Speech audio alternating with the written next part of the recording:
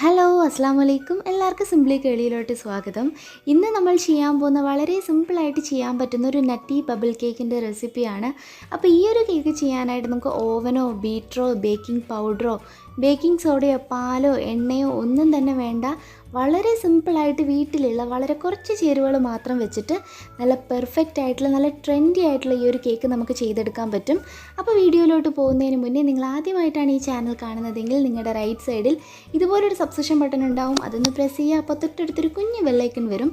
അതും പ്രസ് ചെയ്തിട്ട് ഓൾ എന്ന ഓപ്ഷൻ കൊടുക്കുക. അപ്പോൾ ഞാൻ അപ്ലോഡ് ചെയ്യുന്ന എല്ലാ വീഡിയോസും നിങ്ങൾക്ക് മിസ് ചെയ്യാതെ കാണാൻ പറ്റും. ഇനി നമുക്ക് റെസിപ്പിയിലോട്ട് പോവാം.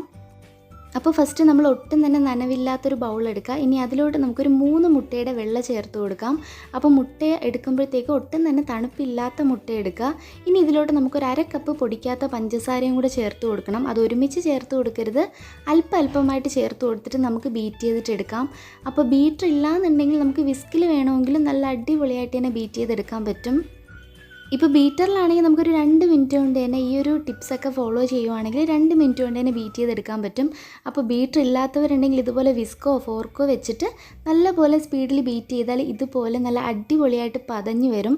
അപ്പോൾ ഈ ഒരു സ്റ്റേജ് ആകുമ്പോൾ നമുക്ക് ഇനി ബീറ്റ് ചെയ്യണമെന്നില്ല. ഇനി ഇതിലോട്ട് നമുക്ക് മാവ് ചേർത്ത് കൊടുക്കാം. അപ്പോൾ ഇവിടെ 1 കപ്പ് മൈദ എടുത്തിട്ടുണ്ട്. അപ്പോൾ അരിച്ചിട്ടൊന്നുമില്ല, ഡയറക്റ്റ് ആയിട്ട് തന്നെ ചേർത്ത് കൊടുക്കുകയാണ്. ഒരുമിച്ച് ചേർക്കരുത്, അല്പമായിട്ട് ചേർത്ത് കൊടുത്തിട്ട് നമുക്കൊന്ന് മിക്സ് ചെയ്തെടുക്കാം. അപ്പോൾ ഒരുമിച്ച് ചേർത്ത് കൊടുക്കുകയാണെങ്കിൽ ഈ ഒരു മുട്ടയുടെ പതയുണ്ടല്ലോ അത് പൊട്ടിപ്പോവും. നമ്മൾ വേറെ ഒന്നും ഈ ഒരു കേക്ക് പൊങ്ങി വരാനായിട്ട് ചേർക്കുന്നില്ല. മുട്ടയുടെ വെള്ളം മാത്രമാണ് മെയിനായിട്ട് ഈ ഒരു കേക്ക് പൊങ്ങി വരുന്നത്. അപ്പോൾ അതങ്ങ് നമ്മൾ സ്പീഡിൽ ബീറ്റ് ചെയ്ത് കഴിഞ്ഞാൽ അതിൻ്റെ പത പൊട്ടിപ്പോവും. അപ്പോൾ ഇതുപോലെ വളരെ പതിയെ മാത്രം സോഫ്റ്റായിട്ടൊന്ന് മിക്സ് ചെയ്താൽ മതി. അപ്പോൾ ഇതുപോലെ മാവൊക്കെ ഒന്ന് മിക്സ് ചെയ്ത് കഴിയുമ്പോൾ നമ്മൾ നേരത്തെ മാറ്റി വെച്ചേക്കുന്ന 3 മുട്ടയുടെ മഞ്ഞയും അതിലോട്ടൊരു 1/2 ടേബിൾ സ്പൂൺ വാനില എസൻസും കൂടെ ചേർത്ത് കൊടുത്തിട്ട് ഒന്ന് മിക്സ് ചെയ്തെടുക്കാം. ഇനി ആ ഒരു കൂട്ട് നമ്മളിപ്പോൾ മിക്സ് ചെയ്ത് വെച്ചേക്കുന്നില്ല, ആ ബാറ്ററിലോട്ട് ഒഴിച്ചിട്ട് പതിയെ ഒന്ന് ഫോൾഡ് ചെയ്തെടുക്കാം. അപ്പോൾ നമ്മളിവിടെ ബാറ്റർ ഇവിടെ റെഡിയായി വന്നിട്ടുണ്ട്. അപ്പോൾ ഒരുപാട് സ്പീഡിൽ ഫോൾഡ് ചെയ്തെടുക്കരുത്, ഇതുപോലെ വളരെ പതിയെ മാത്രം ഫോൾഡ് ചെയ്തെടുത്താൽ മതി. അപ്പോൾ നല്ല പെർഫെക്റ്റ് ആയിട്ടുള്ള ബാറ്റർ കിട്ടും. അപ്പോൾ കാണുമ്പോൾ തന്നെ മനസ്സിലാവും നല്ല ക്രീമി ആയിട്ടായിരിക്കുന്നത്. ഇനി നമുക്കിത് ബേക്ക് ചെയ്യാനായിട്ട് എടുക്കാം. അപ്പോൾ നമ്മളിവിടെ ബേക്ക് ചെയ്യുന്ന സാധാരണ സ്റ്റീൽ പാത്രത്തിലാണ്, ബേക്കിംഗ് ടിന്നിലൊന്നും അല്ല. അതിൽ ബട്ടർ പേപ്പർ വെച്ച് കൊടുത്തിട്ടുണ്ട്. ഇത് നമ്മൾ വീട്ടിൽ തന്നെ ചെയ്ത ബട്ടർ പേപ്പറാണ്. അപ്പോൾ കാണാത്തവരുണ്ടെങ്കിൽ ഞാൻ മേളിൽ ലിങ്ക് കൊടുക്കാം. ഇനി ഇതിലോട്ട് ഈ ഒരു ബാറ്റർ ഒഴിച്ചു കൊടുത്തതിന് ശേഷം നമുക്ക് 2-3 പ്രാവശ്യം ഒന്ന് തട്ടി കൊടുക്കാം. എന്തെങ്കിലും എയർ ബബിൾസ് ഉണ്ടെങ്കിൽ അത് കംപ്ലീറ്റ് ആയിട്ടൊന്ന് മാറിക്കിട്ടും. അപ്പോൾ ഈ ഒരു സമയം കൊണ്ട് ഞാനൊരു പാത്രം തട്ട് വെച്ച് അടച്ച് വെച്ച് മീഡിയം ഫ്ലെയിമിൽ പ്രീ ഹീറ്റ് ചെയ്യാനായിട്ട് വെച്ചിട്ടുണ്ട്. ഇനി അതിലോട്ട് നമുക്ക് ഈ ഒരു കേക്ക് ടിൻ ഇറക്കി വെച്ചിട്ട് അടച്ച് വെച്ച് കൊടുക്കാം. ഒരു ലോ ടു മീഡിയം ഫ്ലെയിമിൽ ഒരു 40 മിനിറ്റ് നമ്മൾ ബേക്ക് ചെയ്തെടുക്കുമ്പോൾ നമ്മുടെ കേക്ക് ഇവിടെ അടിപൊളിയായിട്ട് ബേക്കായി കിട്ടും. ഇപ്പോൾ ഒരു 40 മിനിറ്റ് കഴിഞ്ഞിട്ടുണ്ട്. നമ്മുടെ കേക്ക് ഇവിടെ നല്ലതുപോലെ പൊങ്ങി കിട്ടിയിട്ടുണ്ട്. ഇനി ഉള്ളു വെന്തിട്ടുണ്ടോ എന്ന് അറിയാനായിട്ട് ഇതുപോലെ ഒരു ഫോർക്കോ ടൂത്ത് പിക്കോ വെച്ചിട്ട് കുത്തി നോക്കാം. അപ്പോൾ മാവൊന്നും ഒട്ടി പിടിക്കുന്നില്ല എന്നുണ്ടെങ്കിൽ ഉള്ളു വെന്തിട്ടുണ്ടെന്നാണ്. അപ്പോൾ നമ്മൾ ഓവനിലൊക്കെ വെച്ച് ബേക്ക് ചെയ്തെടുക്കുന്ന പോലെ തന്നെ നല്ല അടിപൊളിയായിട്ട് കിട്ടിയിട്ടുണ്ട്. ഇനി നമുക്ക് തണുക്കാനായിട്ട് മാറ്റി വയ്ക്കാം. ഇപ്പോൾ ഒരു 1/2 മണിക്കൂർ കഴിഞ്ഞിട്ടുണ്ട്. കേക്ക് നല്ലതുപോലെ തണുത്ത് സൈഡൊക്കെ വിട്ട് വന്നിട്ടുണ്ട്. ഇനി നമുക്കിത് ഇളക്കിയെടുക്കാൻ പാടൊന്നുമില്ല, ഇതുപോലെ ഒന്ന് കമഴ്ത്തി കൊടുത്താൽ മതി. കേക്ക് നമുക്ക് ആ ഒരു പാത്രത്തിൽ നിന്ന് വിട്ട് കിട്ടും. ഇനി ബട്ടർ പേപ്പർ എല്ലാം മാറ്റി കൊടുത്തതിന് ശേഷം നമുക്ക് കേക്ക് ഒന്ന് കട്ട് ചെയ്ത് കൊടുക്കാം. അപ്പോൾ ഈ ഒരു കേക്ക് നമ്മൾ ബേക്കിംഗ് പൗഡറും സോഡയും ഒന്നും ഉപയോഗിക്കാത്തതുകൊണ്ട് കേക്ക് സോഫ്റ്റ് ആണോ കട്ടിയാണോ എന്നൊക്കെ ഒരുപാട് പേർക്ക് സംശയം ഉണ്ടാവും. കേക്ക് നല്ല സോഫ്റ്റാണ്, കാരണം നമ്മൾ മുട്ട നല്ലതുപോലെ പതപ്പിച്ചിട്ടാണ് നമ്മൾ ബേക്ക് ചെയ്തെടുത്തിട്ടുള്ളത്. അപ്പോൾ നല്ല സോഫ്റ്റായിട്ട് തന്നെ നമുക്ക് കേക്ക് കിട്ടും, കാണുമ്പോൾ തന്നെ മനസ്സിലാവും. ഇനി നമുക്ക് കേക്ക് ഒന്ന് കട്ട് ചെയ്തിട്ട് എടുക്കാം. അപ്പം 3 ലെയറായിട്ടാണ് കേക്ക് ചെയ്യുന്നത്. അപ്പോൾ കേക്ക് നമ്മൾ പെർഫെക്റ്റ് ആയിട്ട് കട്ടായി കിട്ടാനായിട്ട് ഇതുപോലെ ഒരു കത്തി വെച്ചിട്ട് ഫുള്ളായിട്ടൊന്ന് വരഞ്ഞു കൊടുക്കാം. ഒരുപാട് കട്ട് ചെയ്യേണ്ട. ഇനി നമുക്കൊരു നൂല്, നമ്മൾ സാധാരണ തയ്ക്കുന്ന നൂലുണ്ടല്ലോ, അത് വെച്ചിട്ട് ഇതുപോലെ ഒന്ന് ചുറ്റിച്ചിട്ട് ഒന്ന് വലിച്ചു കൊടുത്താൽ മതി. ഒരു കെട്ടിട്ടതിന് ശേഷം ഒന്ന് വലിച്ചു കൊടുത്താൽ മതി. അപ്പോൾ നല്ല പെർഫെക്റ്റ് ആയിട്ട് തന്നെ കേക്ക് കട്ടായിട്ട് വരും. ഒട്ടും തന്നെ കേക്ക് പൊടിയാതെ നമുക്ക് കിട്ടും. നമ്മൾ സാധാരണ പുറത്തൊക്കെ ചെയ്ത് കൊടുക്കുന്ന കേക്കിൽ ഇങ്ങനെയാണ് കട്ട് ചെയ്തെടുക്കുന്നത്. അപ്പോൾ ഒരുപാട് പേർക്ക് സംശയം ഉണ്ടായിരുന്നു. കഴിഞ്ഞ കമൻറ്റ് ബോക്സിലും ഒരുപാട് പേര് ഡൗട്ട് പറഞ്ഞിരുന്നു എങ്ങനെയാണ് പെർഫെക്റ്റായിട്ട് കേക്ക് കട്ട് ചെയ്തെടുക്കുന്നതെന്ന്. അപ്പോൾ ഈ ഒരു രീതിയിൽ ചെയ്താൽ മതി. നമുക്ക് നല്ല അടിപൊളിയായിട്ട് തന്നെ കേക്ക് കട്ട് ചെയ്തെടുക്കാൻ പറ്റും. ഇനി നമുക്ക് കേക്ക് ഫ്രോസ്റ്റ് ചെയ്തിട്ടെടുക്കാം. അപ്പോൾ ഫസ്റ്റ് ഒരു ലെയർ വെച്ച് കൊടുത്തിട്ടുണ്ട്. ഇതിലോട്ട് ഷുഗർ സിറപ്പ് ഒഴിച്ച് കൊടുക്കണം. അതായത് 4 ടേബിൾ സ്പൂൺ പഞ്ചസാരയിൽ 8 ടേബിൾ സ്പൂൺ വെള്ളം ചേർത്ത് തിളപ്പിച്ച് തണുപ്പിച്ച ഷുഗർ സിറപ്പാണ്. അത് നമ്മുടെ ആവശ്യത്തിന്, അതായത് ഒരു ലെയർ നല്ലതുപോലെ വെറ്റാവുന്ന രീതിയിൽ ഒഴിച്ചു കൊടുക്കാം. ഇനി ഇതിലോട്ട് വിപ്പിംഗ് ക്രീം നമ്മുടെ ആവശ്യത്തിന് ഇട്ട് കൊടുക്കാം. അപ്പോൾ വിപ്പിംഗ് ക്രീം ഇവിടെ 1 കപ്പ് വിപ്പിംഗ് ക്രീമാണ് ബീറ്റ് ചെയ്തെടുത്തിട്ടുള്ളത്. അപ്പോൾ ഇതും വിസ്ക് വെച്ചിട്ടാണ് ബീറ്റ് ചെയ്തിട്ടുള്ളത്.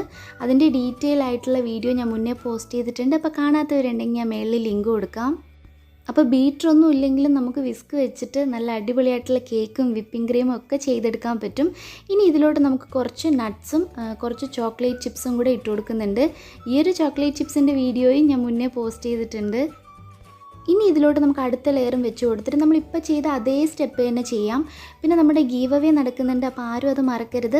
ഗീവ് അവേയിൽ പാർട്ടിസിപ്പേറ്റ് ചെയ്യാനായിട്ട് ഈ ഒരു വീഡിയോ ഫുള്ള് കാണുക, എന്നിട്ട് ലൈക്ക് ചെയ്യുക, കമൻറ്റ് ചെയ്യുക. പിന്നെ നമ്മുടെ ചാനൽ സബ്സ്ക്രൈബ് ചെയ്തിട്ടില്ലെങ്കിൽ ഒന്ന് സബ്സ്ക്രൈബ് ചെയ്യുക. പിന്നെ അതുപോലെ തന്നെ കമൻറ്റ് ബോക്സിൽ ഞാനൊരു കമൻറ്റ് പിൻ ചെയ്തിട്ടിട്ടുണ്ട്. അതിലൊരു ലിങ്ക് ഉണ്ട്. ആ ലിങ്ക് ഓപ്പൺ ചെയ്തിട്ട് അതും ഫുള്ളായിട്ട് കണ്ടതിന് ശേഷം ലൈക്കും കമൻറ്റും കൊടുക്കുക. അപ്പോൾ ഇത്രയേ ഉള്ളൂ നമ്മൾ ഗീവ് അവേയിൽ പാർട്ടിസിപ്പേറ്റ് ചെയ്യാനായിട്ട്. ക്യാഷ് പ്രൈസാണ് നമ്മൾ കൊടുക്കുന്നത്. അപ്പോൾ 500K സബ് ആകുമ്പോൾ നമ്മൾ ഇതിൽ നിന്ന് 6 പേരെ സെലക്ട് ചെയ്തിട്ടാണ് ക്യാഷ് പ്രൈസ് കൊടുക്കുന്നത്. അപ്പോൾ അതാണ് നമ്മുടെ ഗീവ് അവേയുടെ രീതികളെല്ലാം. ഇപ്പോൾ നമ്മുടെ കേക്കിൻ്റെ 3 ലെയറും വെച്ച് കൊടുത്തിട്ട് കംപ്ലീറ്റ് ആയിട്ട് ക്രീം വെച്ചിട്ടൊന്ന് കവർ ചെയ്ത് കൊടുക്കുന്നുണ്ട്. ഈ ഒരു കേക്കിനെന്ന് പറഞ്ഞാൽ നമ്മൾ നല്ല ഷാർപ്പായിട്ടൊന്ന് ലെവൽ ചെയ്ത് എടുക്കേണ്ട ആവശ്യമില്ല. കാരണം നമ്മൾ കംപ്ലീറ്റ് ആയിട്ടൊന്ന് ഡെക്കറേറ്റ് ചെയ്ത് കൊടുക്കുന്നുണ്ട്. അപ്പോൾ ഞാനിവിടെ സ്കെയിലൊന്നും വെച്ചിട്ടല്ല ക്ലീൻ ചെയ്ത്, നമ്മൾ സാധാരണ കയ്യിലൊക്കെ ഉള്ള കാർഡ് ഉണ്ടല്ലോ, ആ ഒരു കാർഡ് വെച്ചിട്ടാണ് ഈ ഒരു വിപ്പിംഗ് ക്രീം എല്ലാം ഒന്ന് ക്ലീൻ ചെയ്ത് കൊടുക്കുന്നത്. അപ്പോൾ ഇതുപോലെ ഒന്ന് ലെവൽ ചെയ്ത് കൊടുത്തതിന് ശേഷം നമുക്ക് നമ്മുടെ കയ്യിലുള്ള നട്ട്സ് ഉണ്ടല്ലോ, അപ്പോൾ ഏത് നട്ട്സ് വേണമെങ്കിലും നമുക്ക് യൂസ് ചെയ്യാം. അപ്പോൾ നട്ട്സും കുറച്ച് ചോക്ലേറ്റ് ചിപ്സും വെച്ചിട്ട് ആ സൈഡ് കംപ്ലീറ്റ് ആയിട്ട് നമുക്കൊന്ന് കവർ ചെയ്തെടുക്കാം. അപ്പോൾ നട്ട്സൊക്കെ എടുക്കുന്നത് നമ്മളെ ഇഷ്ടത്തിന് എടുക്കാം. ഇത് കംപ്ലീറ്റ് ആയിട്ട് ഫില്ല് ചെയ്യണം എന്നുണ്ടെങ്കിൽ അങ്ങനെ ഫില്ല് ചെയ്യാം. അല്ലെങ്കിൽ സ്പ്രിങ്കിൾസോ എന്ത് വേണമെങ്കിലും നമുക്ക് ഈ സൈഡിലായിട്ട് ഫുള്ള് കവർ ചെയ്ത് കൊടുക്കാം. ഇനി അതുപോലെ തന്നെ ഇതിൻ്റെ മേൽ ഭാഗത്തുണ്ടല്ലോ, ടോപ്പിലായിട്ട് കുറച്ച് വൈറ്റ് ചോക്ലേറ്റ് ഗനാഷും കൂടെ ഇതുപോലെ ഒന്ന് ഒരു കോയിൻ ഷേപ്പിൽ റൗണ്ട് ചെയ്ത് വെക്കുന്നുണ്ട്. ചെറിയ കോയിനും വലിയ കോയിൻ ആ ഒരു ഷേപ്പിലാണ് ചെയ്ത് കൊടുക്കുന്നത്. അപ്പോൾ ഈ ഒരു വൈറ്റ് ചോക്ലേറ്റ് ഗനാഷിൻ്റെ റെസിപ്പി ഞാൻ മുന്നേ പോസ്റ്റ് ചെയ്തിട്ടുണ്ട്. ഇനി അതിൻ്റെ മേൽ ഭാഗത്തായിട്ട് നമുക്ക് കുറച്ച് ബൂസ്റ്റ് പൊടിച്ച് ചേർത്ത് കൊടുക്കുക. അതൊരു അരിപ്പയിൽ വെച്ചിട്ട് ഇതുപോലെ ഒന്ന് തട്ടി കൊടുത്താൽ മതി. അപ്പോൾ ഒന്ന് പൊടിച്ചിട്ട് ചേർക്കുകയാണെങ്കിൽ നല്ല പൗഡർ ഫോമിൽ തന്നെ കിട്ടും. ഇനി അതിൻ്റെ മേളിലായിട്ട് നമ്മൾ നേരത്തെ വൈറ്റ് ഗനാഷ് വെച്ചിട്ട് ചെയ്തില്ല വൈറ്റ് ചോക്ലേറ്റ്, അപ്പോൾ അതിൻ്റെ മേളിലായിട്ട് ആ ബാലൻസ് വന്ന ചോക്ലേറ്റും കൂടെ വെച്ച് കൊടുത്തിട്ടുണ്ട്. അപ്പോൾ ഇത്രയേ ഉള്ളൂ. വളരെ സിമ്പിളായിട്ട് വളരെ കുറച്ച് ചേരുവകൾ മാത്രം വെച്ചിട്ട് നല്ല പെർഫെക്റ്റ് ആയിട്ടുള്ള നട്ടി ബബിൾ കേക്ക് ഇവിടെ റെഡി ആയിട്ടുണ്ട്. അപ്പോൾ തീർച്ചയായിട്ടും എല്ലാവരും ഇത് ട്രൈ ചെയ്ത് നോക്കുക. അപ്പോൾ തീർച്ചയായിട്ടും ഇത് ട്രൈ ചെയ്താൽ എന്തായാലും എല്ലാവർക്കും ഇഷ്ടമാവും. അപ്പോൾ വീഡിയോ ഇഷ്ടപ്പെട്ടാൽ ലൈക്ക് ചെയ്യാനും കമൻറ്റ് ചെയ്യാനും മറക്കരുത്. പിന്നെ ഈ ഒരു കേക്ക് ഞാൻ ചെയ്തത് എൻ്റെ ഇക്കാടെ ബർത്ത്ഡേക്ക് വേണ്ടി ചെയ്ത കേക്കാണ്. അപ്പോൾ ഡീറ്റെയിൽ ആയിട്ട് കട്ടിങ് വീഡിയോസ് ഒന്നും എടുത്തിട്ടില്ല, സിമ്പിളായിട്ട് കട്ട് ചെയ്ത് കാണിക്കുകയാണ്. അപ്പോൾ ഇതുപോലുള്ള ഈസി ആയിട്ടുള്ള റെസിപ്പീസ് കാണാനായിട്ട് നമ്മുടെ ചാനലൊന്നും മറക്കാതെ സബ്സ്ക്രൈബ് ചെയ്യണം.